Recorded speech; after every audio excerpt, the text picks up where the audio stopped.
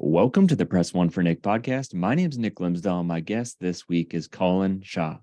Colin Shaw is an original pioneer of customer experience, and LinkedIn has recognized him as one of the world's top 150 business influencers, which is a big deal in my book. Colin's company, Beyond Philosophy, LLC, has been recognized by the Financial Times as one of the leading management consultancies in the last 4 years. He's also the co-host of the highly successful Intuitive Customer Podcast, rated in the top 5% globally, which I highly recommend you check out because I do myself. Last, Colin has authored 7 best-selling books on customer experience and marketing. My favorite is The Intuitive Customer, the 7 imperatives for moving your customer experience to the next level. Colin, welcome to the Press One for Nick podcast. Thanks for having us on, Nick. It's I've been looking forward to this. So yeah, all good to be on. So the first question I have for you is, and I ask every single guest, is what's one thing people might not know about you?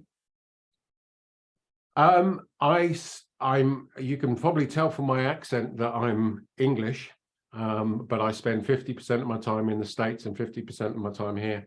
And I'm a season ticket holder at Luton Town Football Club or Soccer Club. So when I'm in England, I go and watch them play, but they don't have a lot of fans. So I'm unusual in that respect. Sounds like you need to work with them to improve that fan experience and drive more engagement to the experience. Yeah, no, it's the type of club, whereas when you phone them up and say, what time's kickoff? They say, what time can you get here? Oh, that's great. That's great. If I ever make my way there, we'll have to go to a game. That sounds awesome. Yeah, absolutely. So I think there's a lot of questions that I want to ask, obviously, with your time in the contact center space, your time in writing 7 books and just the experience that you have. But the first question I have for you is, what are the intuitions that drive customer behavior? Because I think we can all start somewhere, but it should be starting towards the beginning. Yeah, it's a big question. And it's a question that sort of absorbed my life for the last 10 years, basically. What you get to understand is that the first thing is that we're all human beings, and human beings are, despite the fact that we think we're logical animals, we're not. We make strange decisions and have various different influences on us. And that then applies in the customer experience space, whether you're in the B2B marketplace or the B2C marketplace. So, if you've listened to the podcast, you'll know that there's 50 million of them, okay? But some of the big ones are things like the difference between intuitive and rational thinking. Okay, so intuitive thinking, and this is a guy called Professor Daniel Kahneman. Okay, he's won the Nobel Prize for behavioral economics. Intuitive thinking is well, in fact, let me give you an example. It's a bit like I don't know. You see a bar of chocolate and you think to yourself, oh, I like that, and then the other part of your brain says, nah, don't have that. It's not very healthy, you're putting on weight, whatever it may be. Okay.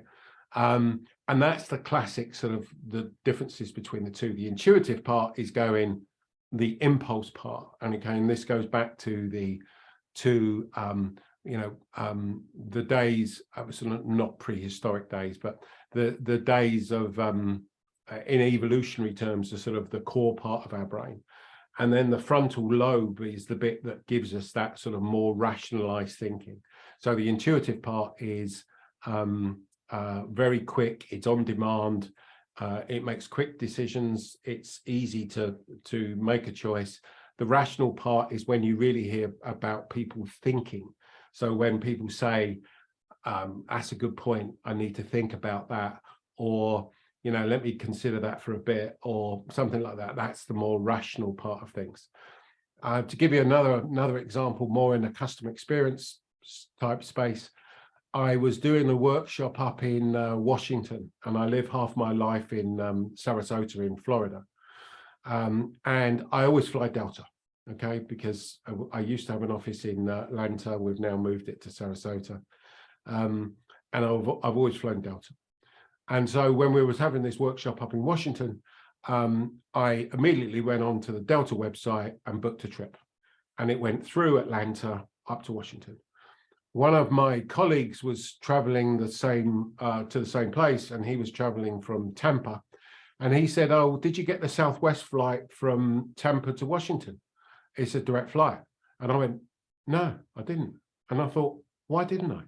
And the reason I didn't is intuitively, the decision I was making was to go to Delta. That's where I book my flights. I don't have to think about it. I don't have to worry about the carriers.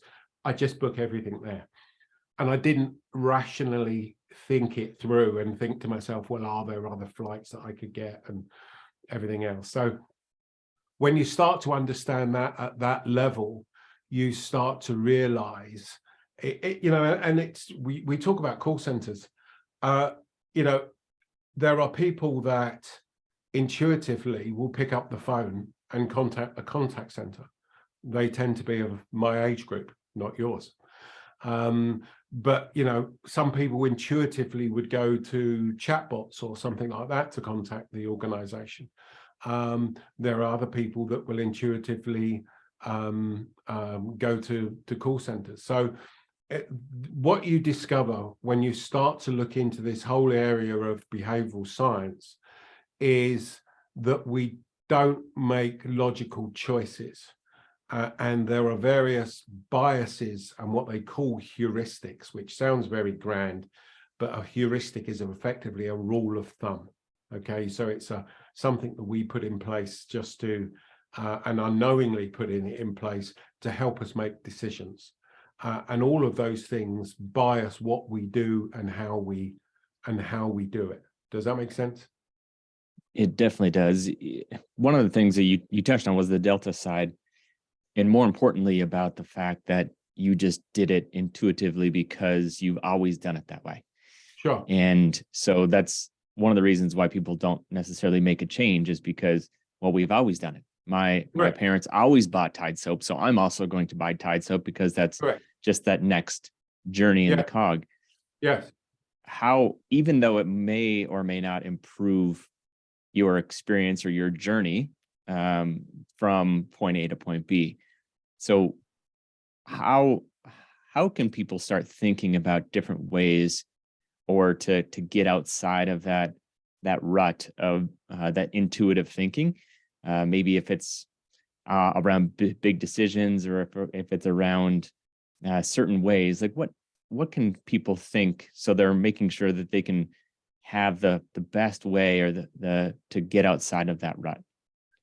Yeah, it's interesting, isn't it? Because if I was telling a Delta executive of my story, they'd be very pleased, and they wouldn't want me to get out of the rut, because I am in that habit, and habits are not separate, but is within that structure. Is I have a habit, and again, if you think of why we have habits are there to again make our life easier. Okay, and some of this is, and we make our lives cognitively easier. And what I mean by cognitively is just the processing power that it takes to think about things. So, I'm sure your listeners sitting there and, they've spent a day at work, and they're walking away from work thinking to themselves, I'm really tired at the end of the day, but they've not done any exercise. They've just been thinking. And the point I'm trying to make is that takes energy. Okay, to get energy, we need to do things like eat and drink and stuff like that. So over the millennia, what's happened is we've worked out ways to not use much energy. So hence intuition and habits, etc. So if you're a company and you're trying to sell your services, you want a customer to come to you intuitively. Okay. If you're that individual, if your question is, well, if I'm an individual, how do I do that? Well, you've got to understand the sort of the process, okay? So the process of building habits, and there's a really good book called The Power of Habits, okay? It is that we have there's a stimulus of some description. So I walk past Starbucks, I smell coffee, okay? That stimulates a thought in my mind of, oh, coffee. I now execute the habit, which is I walk into Starbucks and order a coffee. I now get the reward, which is drinking the coffee, okay?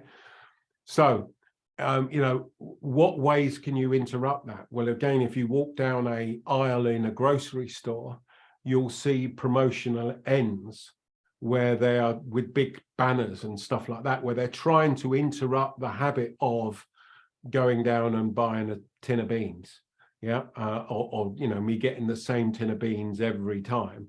And there may be a big promotional end with it. So you're doing something to try to interrupt that habit, or to just notice that I've just smelled coffee, therefore I'm going to go into Starbucks. Actually, no, I'm not. But that's the rational part of your brain going, nah, you're not going to do that, Colin, okay? Because effectively the rational part of the brain can override the intuitive part of the brain, okay? And effectively tell it what to do. In many circumstances, the interesting parts become that there are times, and again, I'm sure everybody's felt this, where, particularly if you're tired at night, or, you've had a busy day, and the intuitive part of your brain goes, oh, I'd like a bar of chocolate. Yeah. And the rational part of the brain goes, I just can't, I haven't got the energy to argue with you. Just have the bloody thing, and again, that's where, that sort of lack of habit starts to, or lack of the interception of the habit. So I guess the point I'm trying to make here is, and if I was to pull this back to customer experience, I would be saying, identify the stimulus for the habit. So if you are in the call center environment, if a customer is automatically contacting you and you would prefer that they went through a different channel, what's the stimulus for them to make that call to you? And what is it then you can do to intercept that call? And you're seeing some of that in some of the IVR systems that they've got now, where they're saying, hey, you can do this online a lot, faster, etc., etc., etc. I'm never sure if I actually believe that, to be honest with you, but that's a different subject. But you get the idea there, that at least trying to put some form of stimulus in there. So a long answer, but I hope that answers your question. It definitely did. So are you saying that it takes more effort to be rational than it does to be intuitive? Yes, it absolutely does. So the intuitive system is an always-on system. It's there. It's working all the time to be able to make choices. When somebody says, I need to think about that, that's when you start, if I said to you, tell me what 2 and 2 is, you'd say 4. If I turn around to you and said, tell me what 237 times 694 is, that takes a hell of a lot more work. And I don't know the answer to that myself. But you get the idea. That's because you would have to think, in the true sense of the word, think about, well, how do I calculate that and even write it down or whatever? Seems like you have to think about it, process that, and then act upon it. Yeah, it's whether, I guess to a certain extent, Nick, it's like the processing is automatic in the sense of the intuitive, okay? It's automatically done. Whereas the rational, you do have to physically go through a process of going, right, I need to do this, now I need to do that, now I need to do it. So let me give you other examples. It's a bit like when you learn to type, okay? We didn't weren't born with the ability to type. We had to learn it. Okay, and in those early days, you would just use two fingers and work out where it is. Now people type without thinking about it. It's an intuitive act. It's a bit like you drive home at night, you walk through the front door and you think, I don't remember driving home. I was listening to your podcast, or I was thinking about something else, but I'm driving at the same time. So you're effectively then being driven. The scary thing is you're being driven home by your intuitive system, and you're not thinking about it. Have you ever, this always gets me, have you ever gone to go somewhere and then you found you're driving in the wrong place? You've gone to, on a Saturday, you've gone to go somewhere and you've ended up driving as if you're driving to work. And you think, well, how am I doing this? That's your intuitive system.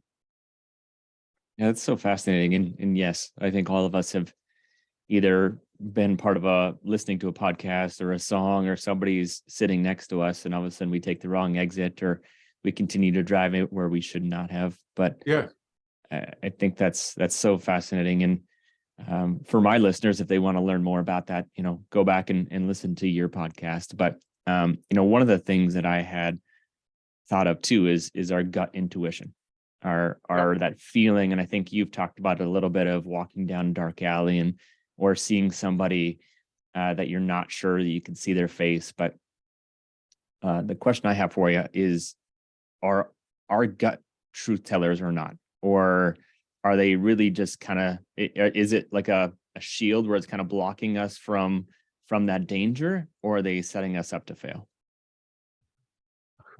These are two good questions, mate. So let me try and sort of start at the beginning. Again, if you think about your gut, so your gut reaction to something or your gut feeling, and you think about the phrase, it's a no-brainer. That's effectively saying it's intuition. I'm using the intuitive part of my brain. It's a no-brainer. Effectively, I don't have to think about it. It's obvious. Okay. And so that's your gut. The interesting bit then becomes, how did you get to that gut decision? Okay. Now, some of what you described is that, I don't know, if you go to, we'll walk down a dark alley. Well, some of that is actually inbuilt into us, because we humans and animals have been built up to protect themselves. So, we have a natural adversity to snakes and stuff like that,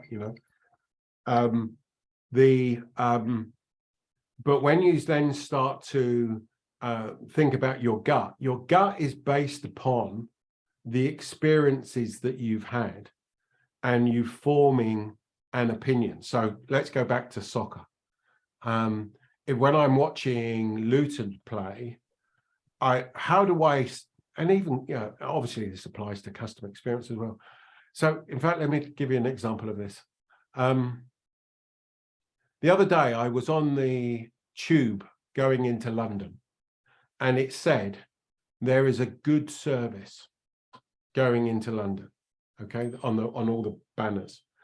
And I thought, what's good? What do they mean by good? I mean, and who's defining good? Because I've just been down to London and back. I wouldn't define that as good. I would define it as okay. I would define it as it's what I expected, but I wouldn't define that as good, So what does good mean? Does it mean that the trains went faster? Does it mean they, etc.? So again, if you go back to what I was just about to say about the soccer, how do I know when Luton have had a good game? Yeah, how do I know when they played well? Well, because I've been watched soccer for years and years and years, I've got a view as to what a good game looks like and playing well looks like. I've got opinions that I form that are all within our memories and everything else. about what that looks like. So when somebody says to me, when I come home at night and my wife says to me, Colin, what was the game like? Was it a good game? I go, within a second, I go, yeah, it's a good game. Yeah, we did well. Now I'm using all the experience and the knowledge and all the bloody games that I've watched to make that assessment. Same applies again with a customer experience. Same applies with a contact center. I'm phoning a contact center. I know what a contact center does. I've been through 50 million of them. I know whether this is going to be a good experience or not. I know what to expect. And at the end of it, when I'm, interestingly enough, giving my score, if I then get a survey through, then I'm basing it, it's going to be my gut reaction based upon all of those things. Does that make sense? So I like how you brought it back to the contact center, because everybody's perception is their own reality. Yeah. And based off of the experience they had with that company, their last best experience of a previous company, or their current experience today. And it's interesting that sometimes you can make a better experience. Everybody wants to say, how do you make this the experience that they have today, regardless of how they interacted or felt prior to that interaction? How do you make them talk about you at the dinner table in the best way? Yeah. And I think that's interesting. And the reason why I think that is interesting is because with the customer satisfaction score, and specifically around it's right now, I think the data has showed, which I think I've read on one of your articles, it's at a 17-year low. Yeah. And so somebody's perception about their company based off of expectations or based off of their own reality. What's the reason why it's at a 17-year low today? So the immediate answer that everybody gives is, well, it's down to COVID. And and not just me, but if the stat you're quoting from is from the American Customer Satisfaction Index, and it's something I've been following for years. It started in 1998, if my memory serves me correctly. And it looks across many different organizations. It gets quoted by organizations as to how their customer sat is, basically. And one of the things that they talk about is the fact, and in fact, we had the president on our show, and in fact, he's coming up again shortly. One of the things is that only a third of organizations have improved their customer satisfaction at all between 2010 and 2019. So 2010, 2019, only a third of organizations have improved their customer sat. So that means 2/3 haven't. And that was pre-COVID. Okay. That is before all the during all the focus on customer experience. And I've been doing this for 20 years. That has been with all of the purchasing of the voice of the customer software that everyone's buying. And I'm not saying they shouldn't buy it, by the way. I'm just trying to point out that, only a third of organizations haven't. And I think that if I was to put it down to one thing, and what I've learned over the years is it's never one thing. It's always a multitude of things. But if I was to say what's the main thing, I think the main thing is that people do not focus on what drives value. So they tinker around the edges, and they focus on, and this is where I start getting a bit, I find this a bit ironic, because the second book that I wrote was on customer centricity. So the book was called Revolutionize Your Customer Experience. So I always find it a bit strange saying this. They focus on things that customers say that they want. And this is one of the areas that I've been going into over the last 10 years. And what am I trying to say? What I'm trying to say is this. that there's a big difference between what customers say that they want and what drives value. And when I say value, I mean what the organization gets. Okay. So if you listen to the podcast, you would have heard my favorite story, but let me repeat it for your audience, which is Disney know that when they ask their customers what they want to eat at a theme park, Disney know that people say they'd like to have a salad or an option of a salad when they go to a theme park. Disney also know that people don't eat salads at theme parks. They eat hot dogs and hamburgers. So if you go into all of this behavioral stuff, what customers tell you is the most important thing for them. And what actually is the most important thing for them can be different. Okay.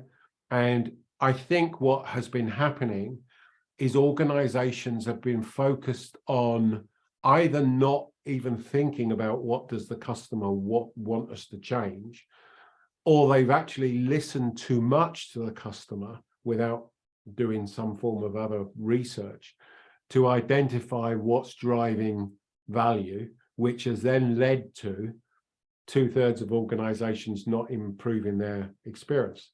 I mean, the other scary stat is, and I believe this is the case as well, Forrester at the beginning of 2023 have said that they think 1 in 5 customer experience jobs are going to go. Okay. Why? Well, because if you're not producing value, if you can't turn around to your boss and say, this team that I've got of 5 people, that costs X amount of dollars to run is actually giving something back and generating more revenue, guess what? They're going to cut them. And so they should, to be honest with you. So I think the main reason for that decline has been a lack of focus on what's driving value. And then organizations going, nah, we're just going to start cutting that. And they don't really believe that improving customer experience is a main area for them. So it's interesting. You said 1 in 5 will be cut. I feel like that's true, but I'd like to hear your reason why you think. Is it have to do with that they're in their own little bubble and they're saying they have this little magic wand and they're saying everybody needs and wants CX. So we want to improve the customer experience. We want to do these things, the pixie dust and fairy tales. Is it because they don't align it with business outcomes?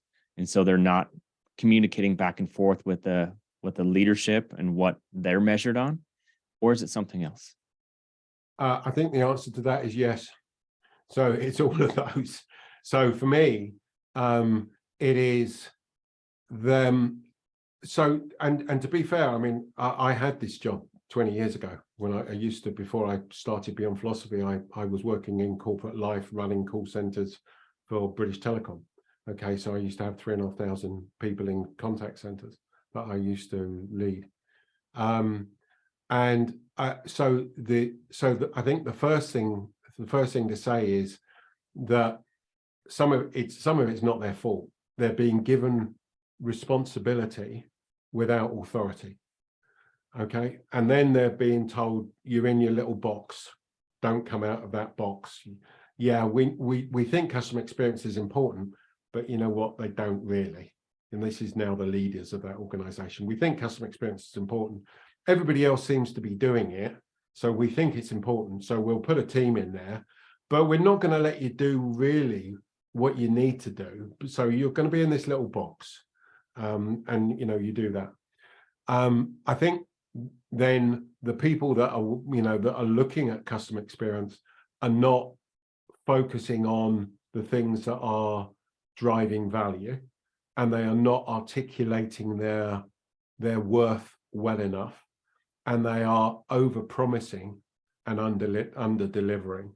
Okay, so they've sold the concept of customer experience is great, we're going to get loyal customers, we're going to make more money, and then for a multitude of those reasons, they're coming back with it. I mean, the other area I think is and this happened with CRM. I'm old enough to remember the CRM wave. That you've then got a lot of the technology companies effectively going in there saying, buy this technology, this voice of the customer technology, and it will solve all of your problems effectively. Yeah. And do I think that the voice of the customer technology is important? Yeah. Will it solve all the problems? No. And I think there's a whole cultural issue within organizations that is stopping them being customer experience professionals being successful. And so it's all of those things that are combining. And the results are that when you go into a recession, unfortunately, as certainly the UK is already in, and the States has been teetering on for a while, the first thing that people look for is the non-productivity generating areas. And the danger is that's customer experience. Do I want it to be that? No, I definitely don't. But that's the reality, I think. So what would it take for an organization to have that culture shift back towards the customer experience? What would happen? What would need to be happen from the leadership level to understand and believe that it is the right fit? I think I go back to it. It's evidence that it works. It's not rocket science. If you can suddenly show, so one of our famous case studies is Maersk Line. Maersk are the largest container shipping company in the world. And we helped them improve their net promoter score by 40 points over a 30-month period. And that led to a 10% rise in shipping volumes. And that's not us saying that, that's Maersk Line, okay? Turn around to a CEO and say, I can improve your shipping volumes by 10%. Do you want to do this? Of course they do, okay? So it's about, they're business people. So it's about being able to prove it. So if you've got someone that's skeptical, the way that I would be going about it would be to go, right, well, let's run a pilot in this little area here, and let's prove that it works. And now then let's start to expand that rather than try to go all in. Yeah. But you've got to prove that it works, and you've got to prove it in my view, you've got to prove it in the numbers. And it shouldn't just be, hit and hope, basically. So you touched on a recession, how some are in, some are teetering. When it comes to countries, from your perspective, what are the advantages of a recession? So I actually wrote a blog on this a couple of days ago. The advantages of recession is, well, in fact, let me tell you this story, because I always like this story. I was watching a film a little while ago of an old sort of black and white film of racing drivers, Formula One racing drivers, and they were driving around the circuits, and the lead car spun out, and the person was killed. Okay. And the person that was second went on to win the race. And when they were interviewing them afterwards, after the race, and they said, well, when you saw the accident, and the unfortunate death of this person, this was all fictional, by the way, did you slow down? And he said, no, I sped up. He said, because I knew everyone behind me would slow down. And that for me is the biggest opportunity. Everyone, the majority, 80-20 rule, 80% of organizations are going to slow down. They're not going to invest so much in customer experience, etc. Now is the time to invest, because now is the time that everybody else is cutting back, 17-year low, etc. And that will give you that spurt of energy and growth that you will need coming out of the recession. The other good thing about recessions is it just gets rid of the dross. when you're in a growing market, everybody's fine, basically. Even the organizations that are don't do well are doing okay, because you're in a growing market. When you hit a recession, suddenly a push comes to shove, and you start to have to realize that you need to do things. So I think that there are definitely advantages. Okay. And for me, the final thing I would say is, I've always seen reorganizations and change as a time of opportunity rather than a time of threat. So if there's change in your organization, I understand that it can be disconcerting, but it also means there's opportunities that are being shaken out that you could potentially take advantage of. Well said, and completely agree on your statement there. So I wrap up every podcast with two questions. And the first question I have for you is, what book or person in customer service or customer experience has influenced you the most in the past year? A good book actually is this one,